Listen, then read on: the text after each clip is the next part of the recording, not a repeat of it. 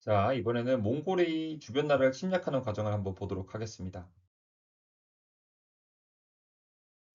네, 몽골이 이제 옆에 있는 주변에 있는 우리나라와 일본 그리고 베트남을 침략을 하게 되는데요. 지금 여러분들 지도에 보시면 당시 원나라가 있을 때 고려, 일본 그리고 밑에 대월이라 보이죠? 이런 나라들을 이제 침략하게 되는 겁니다.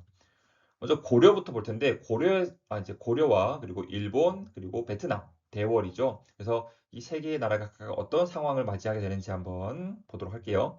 먼저 고려입니다. 고려는 1170년에 무신정변이라는 사건이 발생했었어요. 그래서 무신들, 즉 군인들이 쿠데타를 일으켰어요. 그 이유는 그 전에 있었던 문벌 귀족이라는 세력이 권력을 꽉 쥐고 있었고 무신에 대한 차별이 있었거든요. 그렇기 때문에 무신들이 불만을 가지고 반란을 일으킨 것이 무신정변이에요. 그래서 무신 정권이 성립이 됩니다. 1170년부터 1270년까지 100년, 뭐 100여 년간 무신 정권이 성립되는데, 근데 거의 이제 1200년대 중반쯤, 초반쯤에 누가 들어오는 거예요? 몽골이 들어오는 거예요. 원나라가 들어오는 겁니다. 그래서 몽골의 침입을 받고 결국에 이제 항복을 하는 거죠. 항복을 하고 이제 원간섭기, 이제 원나라가 간섭하는, 직접적으로 원나라가 통치하지 않는데 굉장히 지나치게 간섭을 많이 하는 이제 원간섭기로 들어서게 됩니다. 그게 바로 1270년부터의 역사입니다. 한편 일본은 어떻냐면요. 일본도 똑같이 이제 몽골의 침입을 받는데 그 전에 어떤 일이 발생했는지 볼게요. 먼저 가마쿠라 막부가 1192년에 세워집니다. 이 가마쿠라 막부는 무엇이냐면 겐페이 전쟁, 겐지와 헤이시라고 하는 무사 가문들 간의 싸움이 발생합니다. 우리가 옛날의 기억을 떠올려 보면 헤이안 시대의 말기에 무사들이 막 등장하잖아요, 사무라이. 그래서 그 가문들끼리 싸우는데 여기서 겐지 가문이 이깁니다. 그럼 그 겐지 가문의 수장이 누구냐면 미나모토 요리토모라는 사람이에요. 이 사람이 쇼군이 돼요, 쇼군. 즉 모든 사무라이, 모든 무사들의 대장이 되는 거죠.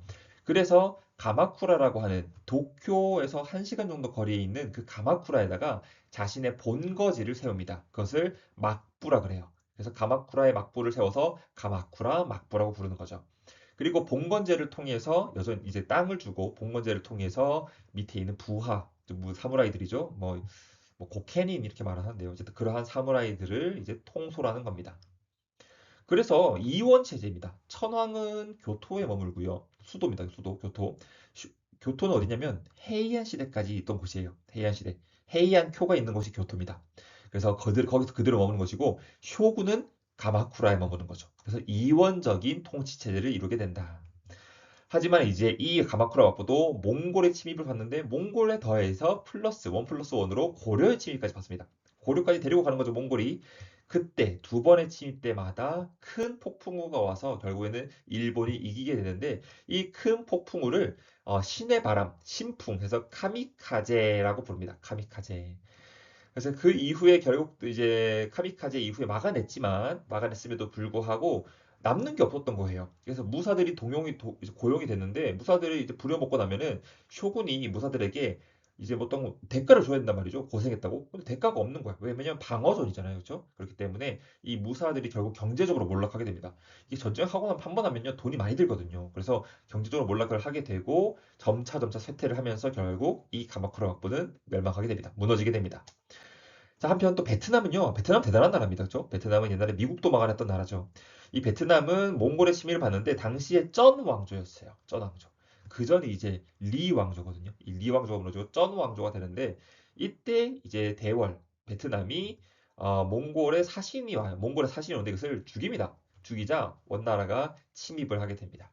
그리고 쩐흥다오라고 하는 장군의 활약으로 인해서 굉장히 뛰어난 전략 전술을 썼대요. 그죠? 그래서 몽골의 침입을 격퇴할 수 있었다. 그죠? 그래서 쩌는다오는 아직도 길거리에 뭐 이름도 붙어 있고 우리가 뭐 광화문 광장에 이순신 동상이 있는 것처럼 쩌는다오도 그러한 역할입니다. 그죠? 굉장히 대단한 영웅 중에 한 명이다라는 거예요. 자, 그러면은 이제 이렇게 해서 우리가 아시아 지역, 중국과 이 주변 나라들을 다 보았어요. 이제 다음 영상에서는 저 멀리 서양으로 넘어가게 됩니다. 그러면 다음 영상에서 만나요. 안녕.